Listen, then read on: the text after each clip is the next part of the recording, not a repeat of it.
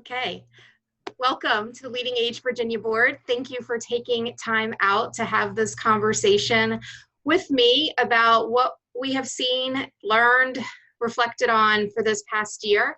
I'm Melissa Andrews, President and CEO of Leading Age Virginia, and it's just my absolute pleasure to work with this amazing group of leaders and to facilitate this conversation this afternoon that I hope our members will learn something from, and that things that you say will affirm what they have experienced.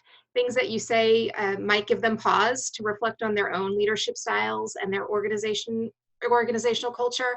And that also it will just once again acknowledge the power of this association and the community that we have built. So with that, I'm going to start with Heather Gearhart. Hi, Heather. Hi.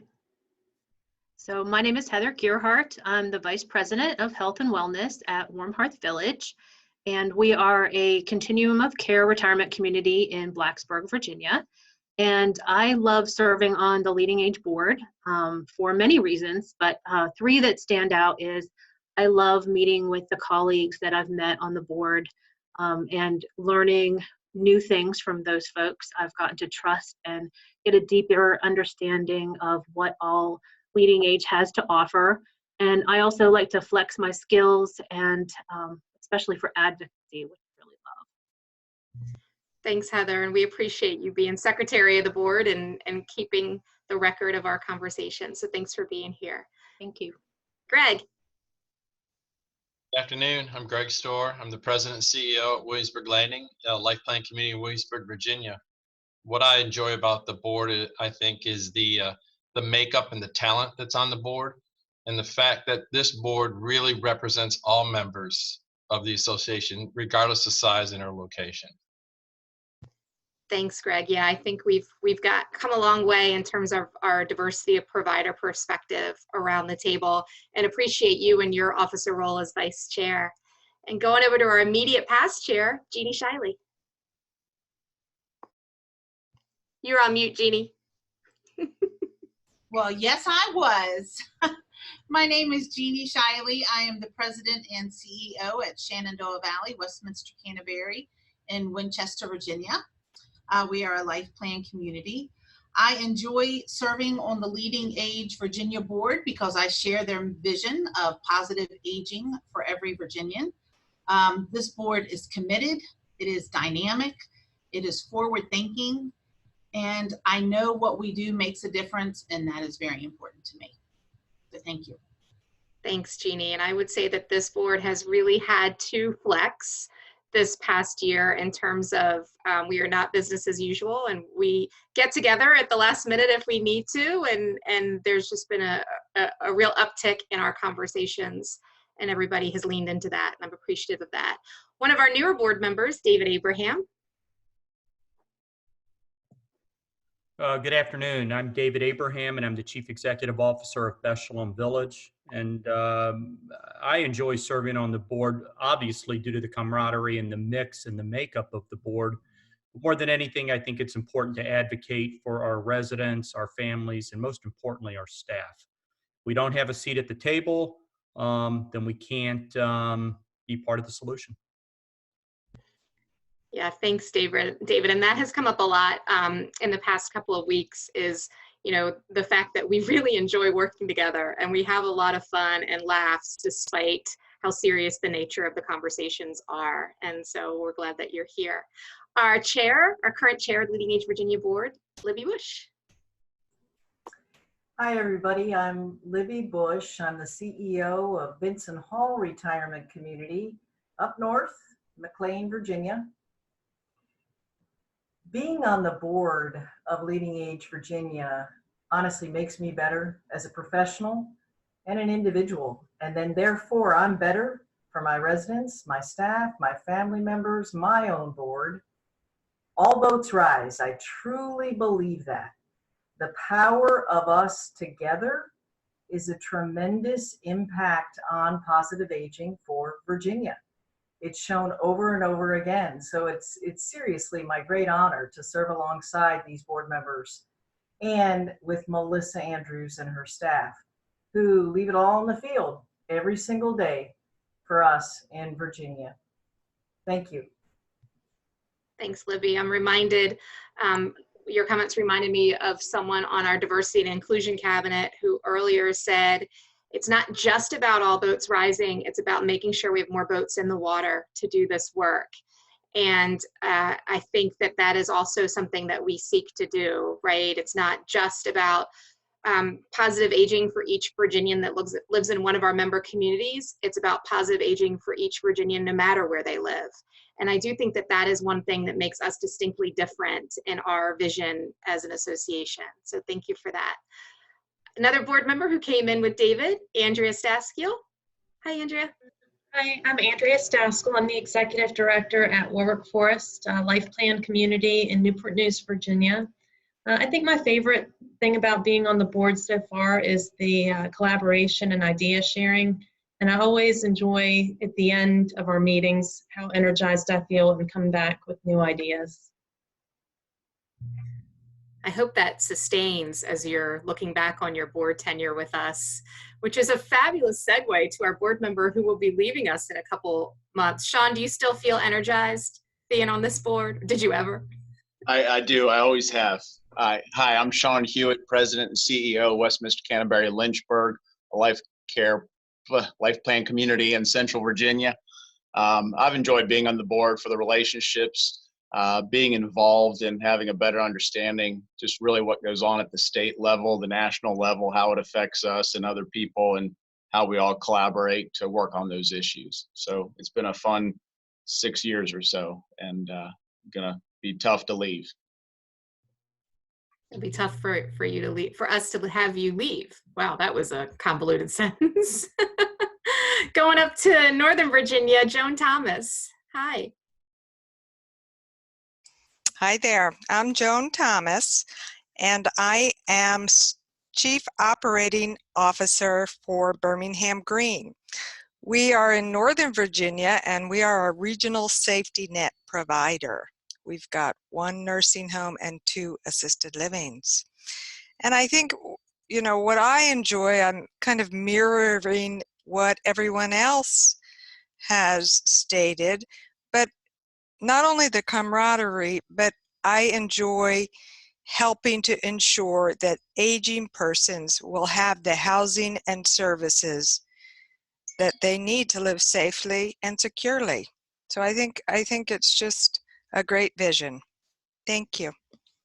Thanks, Joan. And I think the fact that we do represent that full continuum of care and services is so important, so that, you know, people can receive the services they need when they need them in the place that they call home. I think, again, that's something that's so distinct about Leading Age Virginia and what our members do. Our newly installed at-large member of our executive committee, Chris Henderson, welcome. Thank you, Melissa. Hi, I'm Chris Henderson. I serve as the president and CEO of Pinnacle Living. Pinnacle Living is affiliated with the United Methodist Church and the Virginia Annual Conference. We have 5 communities across the Commonwealth. We have 2 life plan communities, Cedarfield and Windsor Mead, and we have 3 rental full-service retirement communities in our Hermitage brand, Hermitage Richmond, Hermitage Roanoke, and Hermitage Northern Virginia. This is my second go-around on the board. So as someone said a little while ago, I'm probably the oldest of the cranky old guys on the call. I'm a firm believer that you get out of something what you put into it. And this pandemic has really heightened that need for me. I can't tell you how many times, from a networking standpoint, from a support standpoint, and from a resource standpoint, I've reached out to the people that are on this call with us to just say, what are you doing, or how are you dealing with it? And that's really, to me, what makes Leading Age Virginia Leading Age Virginia. Yes, there's competition in the not-for-profit CCRC life plan world, but there's also camaraderie and support. And I find that the members of Leading Age Virginia are always willing to hold that hand out and support one another. And that's what I appreciate most about being a member of this board.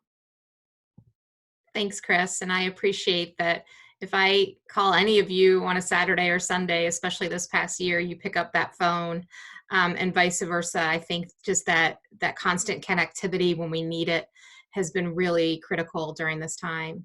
And now our treasurer of our board, John Burns, here in Richmond.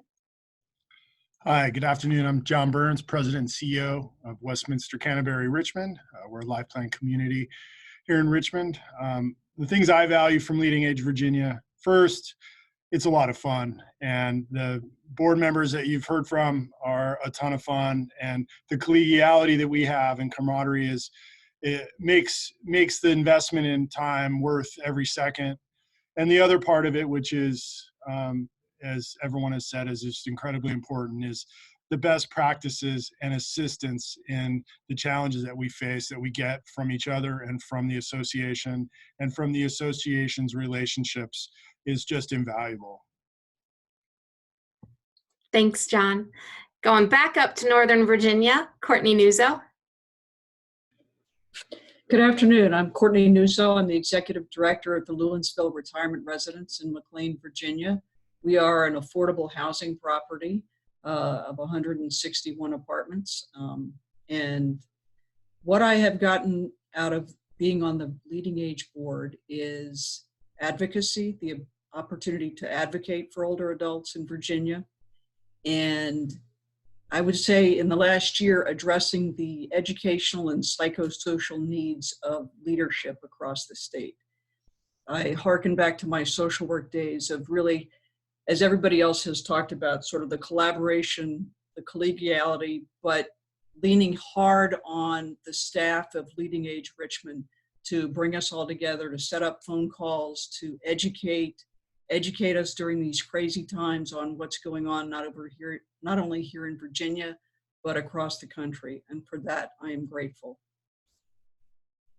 Well, we're grateful that you are with us, Courtney, always. So thank you. And Tracy Jennings, you're at the bottom of my screen. So last, and I'm at the top of my screen. As you should be. At the top of your own screen. Hi, I'm Tracy Jennings. I work for Centra Health. It's a regional healthcare system in Lynchburg, Virginia. I'm neighbors to Sean Hewitt. And we are a healthcare system with 4 hospitals, a senior living division, including 4 skilled care facilities, a hospice, home care, and a life plan community. So we cover the breadth of the services. I am responsible for the senior living division, the skilled care assets, and the hospice side, as well as the case management side at the hospital, which gives me a little bit different lens over the hospital and how we coordinate with our post-acute assets. I've thoroughly enjoyed being on this board. I would echo what everyone has already said. Going last, you all have taken a lot of my my comments. I would only add to what everyone has stated that one thing I do appreciate about the board, and specifically Melissa's leadership, is kind of pushing us to step outside of our comfort zone a little bit and the walls that we kind of live in, and that I appreciate those levels of conversation that have pre-COVID, we've been able to spend more time in a strategic kind of mode and not this operational space and trying to figure out how to live each day, but being able to step outside of what we do every day and welcome new insight and push our limits a little bit. So. Thank you, Tracy. Thank you all. You know, it's just, you're just such a great group, and you respond to the call whenever it's put out there, either by Libby as our chair or by me. And I don't think that all CEOs can say that of their boards. They should be able to, but I'm not sure they all can, especially given your day jobs and what you have experienced this past year. For you being willing to carve out the time to volunteer for the association is really remarkable. So I'm gonna shift us a little bit, because I've decided, as you were making your remarks, that I'd rather just kind of open this up instead of doing the round robin. So, you know, really the purpose of this was to share with our membership what you've learned this past year, either about yourself as a leader, about your organizational culture, about the field. You know, are there things that we've learned this past year that you would like to see us sustain as a sector of older adult services providers? Are there things that you think we've been regulated to do that quite possibly should go by the wayside? Really just an open forum to get your thoughts on, it's been almost a year. And what has amazed me about our members is your resiliency. You know, somebody said this early on, it's like sprinting a marathon. And we've gotten to a point where there's vaccine, but we still can't let up, right? And so, and that new balance of people thinking that vaccines means that we can open ourselves back up. And sometimes you have to be the bad guys in these conversations. So just open it up to whomever wants to start us off on, as you reflect back on the past year, what have you learned? Well, I'll go first, and I did unmute myself this time, so I'm learning. You know, when you posed the question, it was really hard to, I was thinking, how do you summarize leadership style over the past year? So one of the things that came to my mind, first of all, was that I didn't have all the answers. And it made me very uncomfortable, very vulnerable, and that was not a good feeling. Things were just changing so rapidly that it was just challenging to keep up with the influx of information. And, you know, we were having to be flexible and pivot at any given time. And for someone like me who has a tendency to overthink things, that was a little unnerving at times. So I also learned, and this has been brought up, just the, you know, the power of community and just, you know, the other communities reaching out and supporting each other, whether it was with information or policies or supplies or just encouragement. I mean, no matter who you called, we were there to support each other through this. And that was just unbelievable. So despite all of the craziness, I think as an individual and as an organization that we are stronger and more resilient than ever. And with a renewed commitment to our mission. So, and I am very grateful for that, despite everything that happened. I do believe that we are a lot stronger because of it. So that's just my thoughts. I'll go next. So I think when this started a year ago, I don't think any of us would have thought it was going to be a year later. And one of the things that I've learned throughout this past year is to be empathetic. You know, we really, in our organization, have been spending a lot of time talking about, we don't have employees, we have family members and who have families and kids that work with us. We don't really have customers. They're citizens. They're citizens in our community, as was mentioned. And so it's important, it was important for us to go back and look at our mission and our vision and our values and really take what we've seen and what we've heard over this last year. And I think, like all of your communities, you can look in the faces of the people that live with you and the people that work with you every day, and they're stressed and they're tired, and you know, it's like looking to you, when's this all going to end? And there is no answers. And you do the calls every week with the residents' families and the residents and the people that you work with, and they're looking for the answer, and you don't have the answer. And you just treat them as humans and as part of, hey, we're all in this. It'll end when it ends. We're going to keep working hard to get through it. But who are we? What do we stand for? And then taking what we've seen, what we've heard, and there will be some lessons learned that come out of this that can change senior services, aging services, and our communities. And I think it's important to use that information to make meaningful changes for the future. Melissa, I'll go next if that's all right.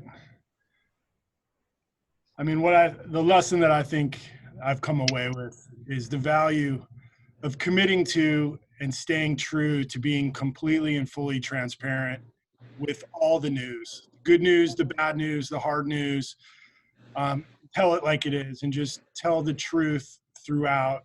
And I'm really proud to say that I think we as a sector and as an organization at Westminster Canterbury Richmond, we have more trust from our constituents today than we did before we had our first case. And I think it just is proof that when you tell the story and you're honest and you're completely truthful, people understand and they have empathy for our situation and they are willing to support even when the news is tough to hear. And so that's a lesson we'll take and as we go forward. And I think as a sector, we need to learn that people want to know the whole story and they want to hear the truth, and there's just a lot of opportunity there. Yeah, and I think, John, the truth, even when you don't have it, right? Like, I think referring to what Jeannie was saying, I was preparing for this call this afternoon. I was thinking back to, 11 months ago when I'm sure many of you were coming home and you were discarding your clothing in the garage and you were changing into something. Well, that was what was happening in my house when my husband was coming home from his communities. I mean, he was changing and going straight to the shower because we didn't know, right? Like, we didn't know. And the fear that our team members had, because there was such a lack of information at the beginning, and the fear that your residents had. So to be able to, affirm that fear and then give the information that, as you mentioned, Jeannie, was changing hour by hour, it felt like, to really affirm that, we've got you, we're here for you, we're learning as we go. And that need for transparency, I think, again, has really helped people see the importance of the not-for-profit service provider, that we are willing to be right out there posting on our websites, this is what's happening. I think that really has been remarkable. I think I saw Tracy, you were going to unmute a moment ago. I did. I was going to just follow up with something that Greg had mentioned, and it made me think about one thing that has really translated with me over this last year is that I was not using my voice the way that I could have in an advocacy perspective, from the advocacy perspective, until this pandemic hit. And I could have, and I liked to, and I wanted to, and I was not. And and having opportunities to stay connected at the state level and in some forums with other states, to really use my voice. And I was looking back, I was mad that I hadn't done that, and I hadn't been doing that because I was letting other things take priority. And after what we have been through, our industry really needs people like us out there and advocating in a way that, maybe we have always aspired to and didn't make a priority. And so that, again, all those things, and the communication was the other piece I was going to talk about is, and that communication being much beyond just our own walls. I spend a lot of time communicating with community members outside of our four walls in our health system to keep connections, because we're all taking care of the same patients and residents or citizens, however you would like to define it.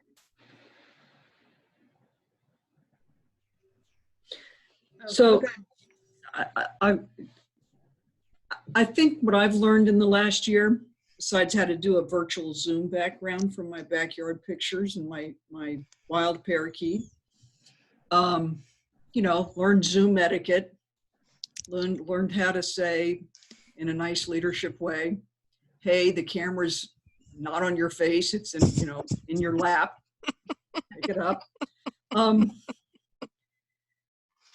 But I've certainly learned here in our community, in our small affordable housing community here in McLean, the collaboration that we have between our board members who helped us out with our PPP loan, just stepped right in and were able to help me pull that together. And the residents who because we're affordable housing, we didn't have the opportunity to really restrict people as much as folks in the nursing and healthcare industry did. So we were really.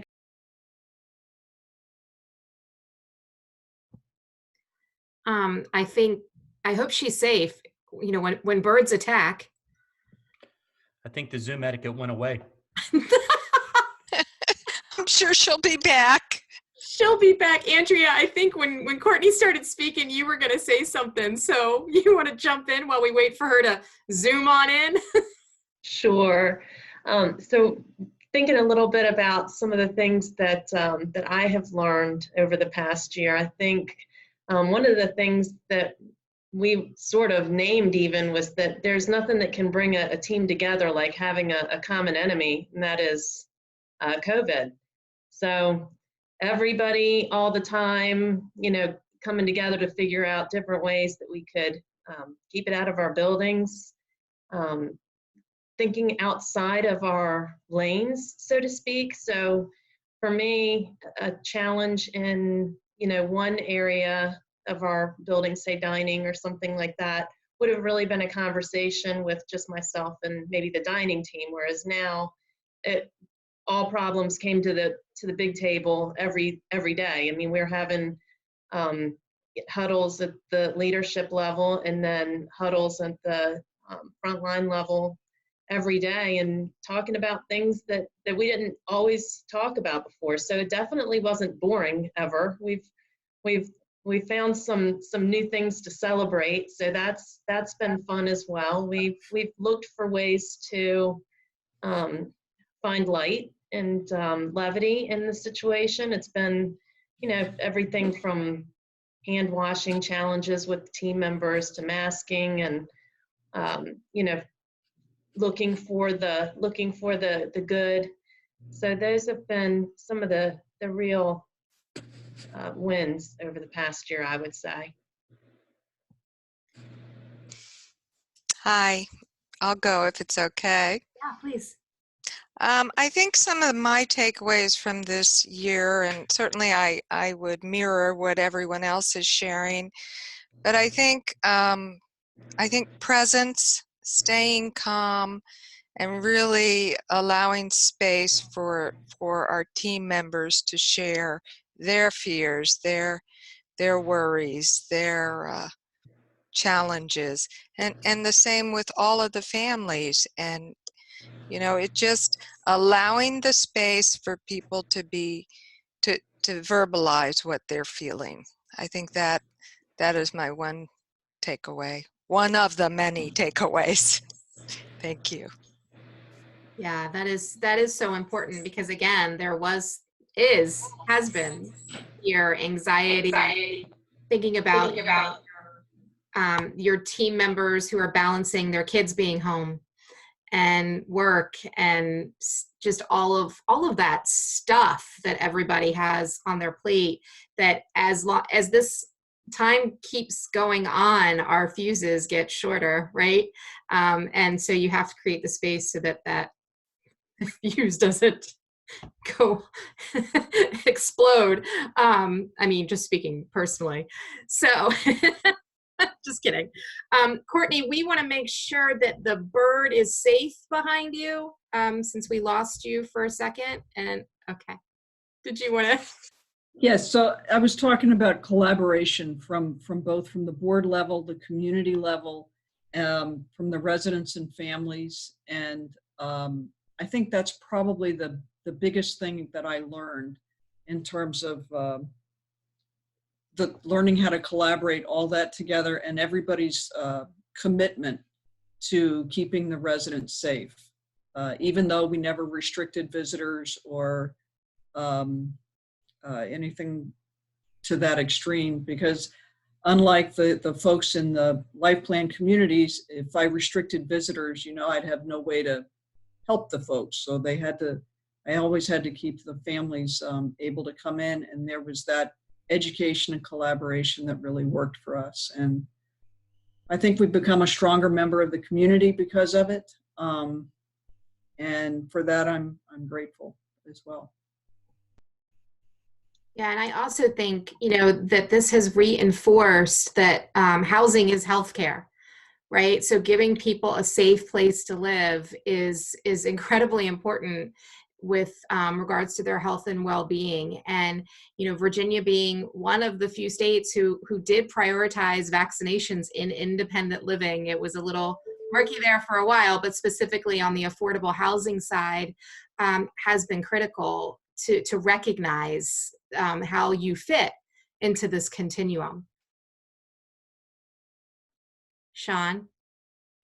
I would mirror a lot of the things that John Burns said, with communication and transparency being important. But I also, when I look at John here on the screen, I think back to March and April last year, where I'm watching John on TV or on Facebook give a report and thinking to myself, I hope that's not me. I hope that's not me. And realizing there's a pit in your stomach that it's going to eventually happen. And it wasn't long before it happened. So, you know, you learn a lot watching others, and we all, I think, just get better from watching and seeing each other going through things and learn together.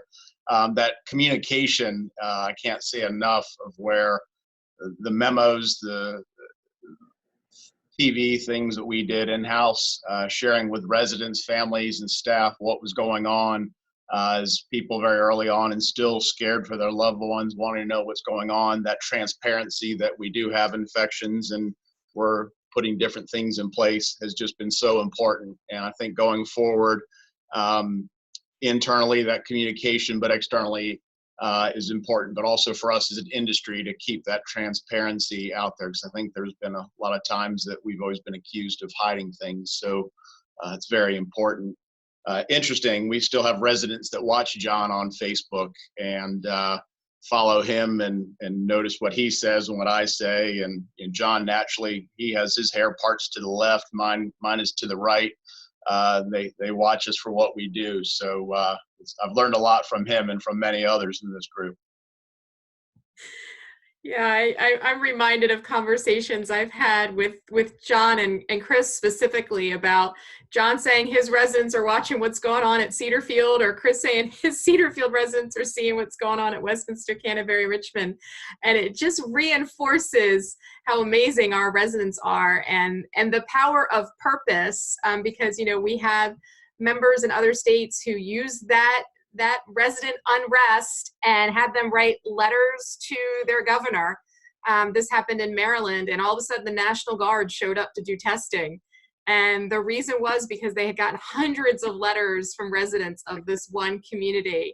And so, you know, just harnessing the power of our residents' voices, we saw that play out in some of your communities as well, either, you know, right, wrong, or indifferent, but being able to recognize that we have some talented, amazing individuals that live in your communities. And I wonder if they had little scorecards, Sean, like John Burns did this one better and Sean Hewitt did this. Oh, I'm losing. They don't better makeup team than I do. They don't say it directly, but I know I'm down on that score with John. And Melissa, just to add to what you were just saying, one of the things that I've learned is that communication is a two-way street, and we have to listen as much as we speak. Mm-hmm. And I've learned so much from our leading age members. I've learned so much from our partners here in Henrico County and across the state. And we didn't have all the answers, and we still don't have all of the answers all the time. And it's okay to say, we don't know, but we're going to find out, and we're going to work with you and work to improve that. So that listening piece is something that just has hit me hard over this past year, in that we have residents who have insights. We have residents who have concerns. We have team members who are worried about their families, and taking time to listen to them and talk with them and share their insights with others was an important part of this process for us. That transparency, I think, was improved upon by people being able to step up and share their concerns.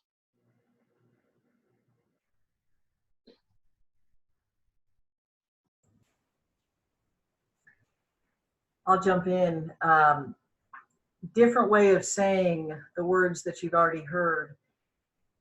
Over the last year, I believe emotional intelligence has been amplified over and over and over again, whether it's empathy, Greg, listening. It is just played out in spades that being emotionally intelligent, or working on that as a leader constantly throughout this pandemic, is a really, really important thing to do. And it takes time, energy, and effort that perhaps you don't have as the leader and or the informal leader or the formal leader, because I do believe we have leaders everywhere, resident, staff, family members, board members.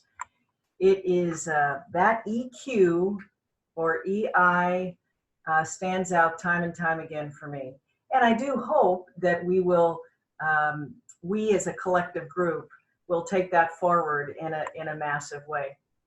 The other thing that as I listen to the communication comments, controllables and uncontrollables is the term that I like to use, frankly, personally and professionally, with my family, but also with work.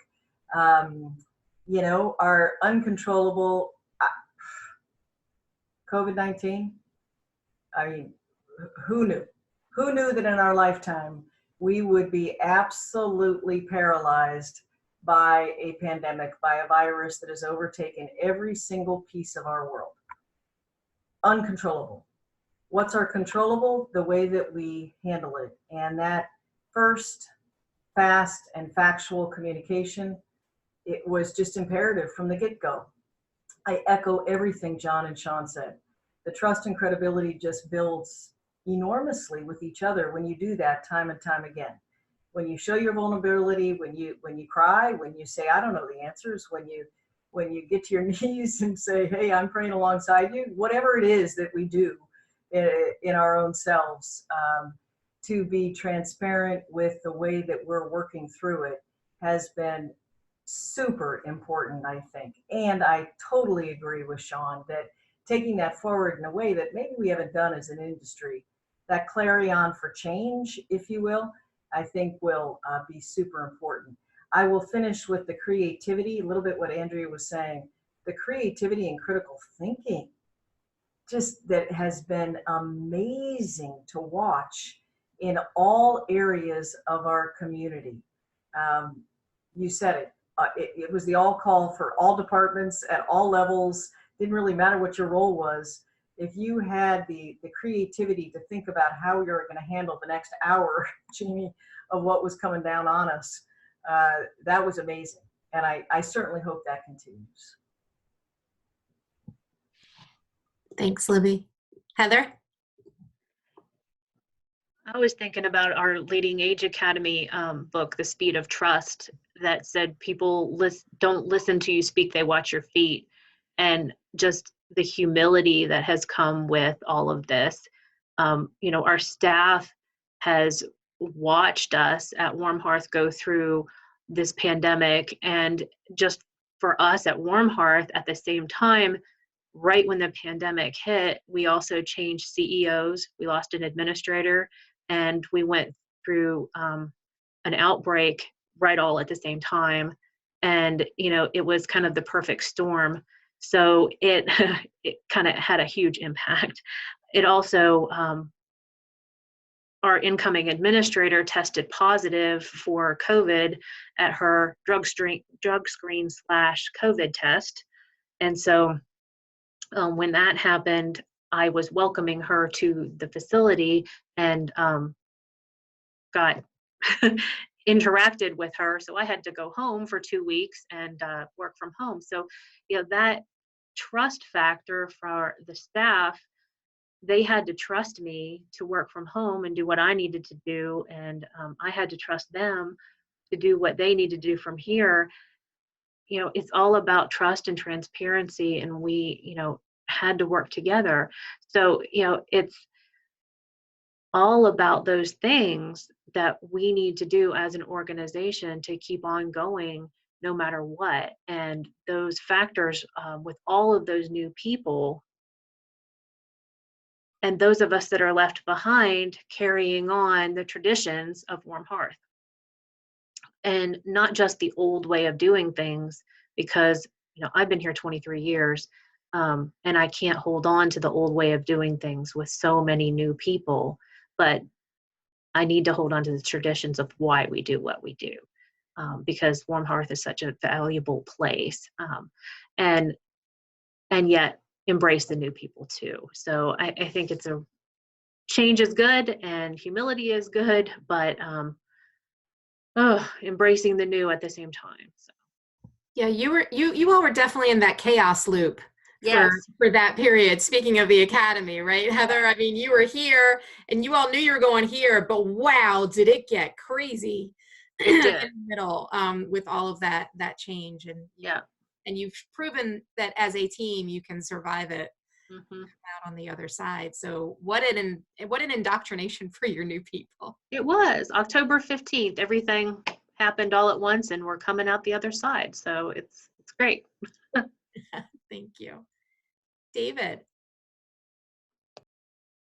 No, you just muted yourself. Now I'm unmuted. I'm sorry. So first off, you all are much more eloquent speakers than I am, if that is grammatically correct. I'm not sure if that's even grammatically correct. But for those of you who don't know me that well, I am very type A. And I think what I have learned all of this with management styles and everything else is to appreciate more. Have always appreciated, have always trusted. I've got a long tenured team in place. And, you know, they finally had to come to me to say, we got this. Let us navigate and we'll bring you in the loop. And then if you don't like it, then we'll talk. So, you know, we've all had each other's backs. We're all very appreciative of one another. And I think more than anything, that's more meaningful during this time than anything else. Our board's been fantastic. Our community's been fantastic. Our families have been fantastic. And, but more than anything, I think it just brings humility and appreciation back to the forefront of everything that we do as an organization. So those are my words of wisdom. It was very eloquent, Mr. Abraham. So, you know, as we kind of close out our time together, and I so appreciate all of you sharing, you know, these authentic experiences you've had, but we haven't just had a pandemic this past year. We've had political unrest. We have had riots and just incredible things have happened to highlight the systemic racism in our country. You know, there has been so much more, not to mention this fabulous weather we've been having thanks to that groundhog who didn't want to put us in an early spring. But there has been a lot. It has been a lot. And so what is the one thing, personally, professionally, as a country, as a world, what's the one thing that you hope for to come out of all this? What is the one thing that you hope for, or however you want to answer that question? David, you came off mute right away. Niceness. I'm glad to see it back.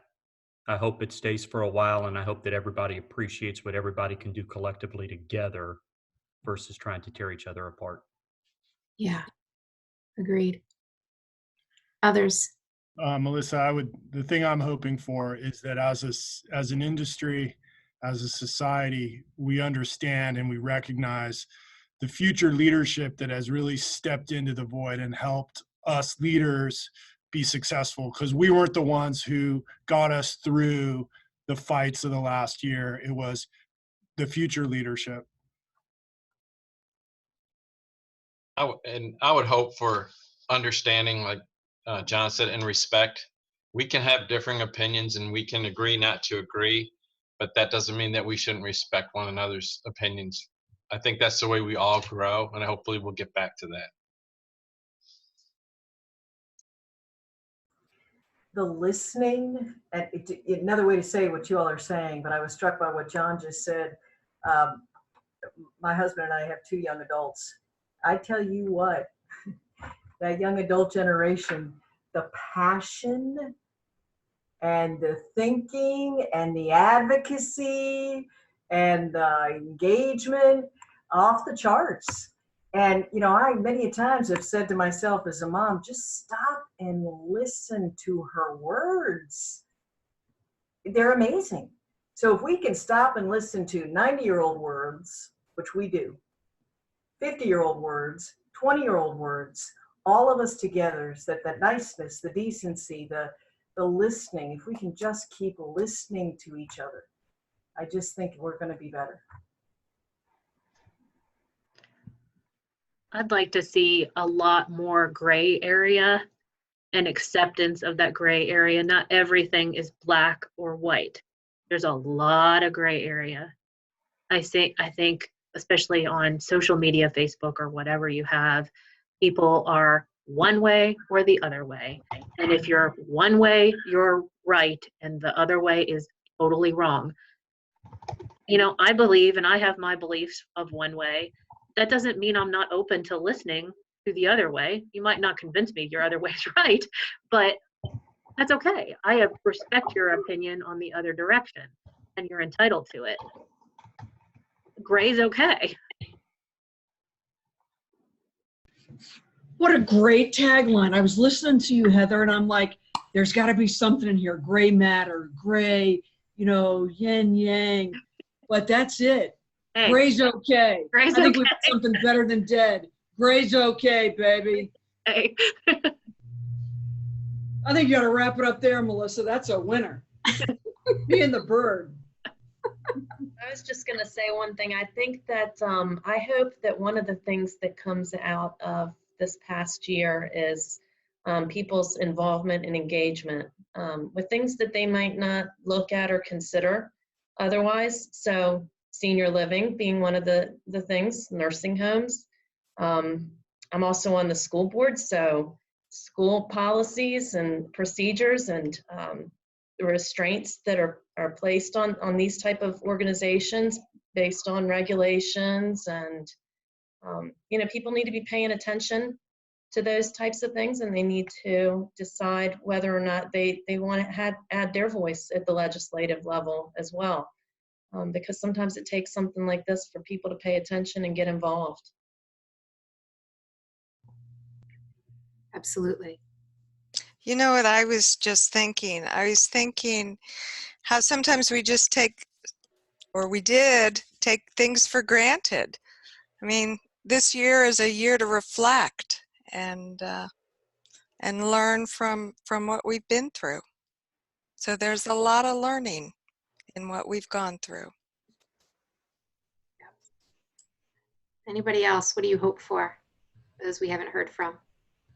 We had mentioned it earlier, but just the honesty and transparency. I think, you know, our society is just so far from the truth sometimes, and you don't know what to believe. And you know, I just hope that, you know, the honesty and transparency is what will move us forward. So I hope.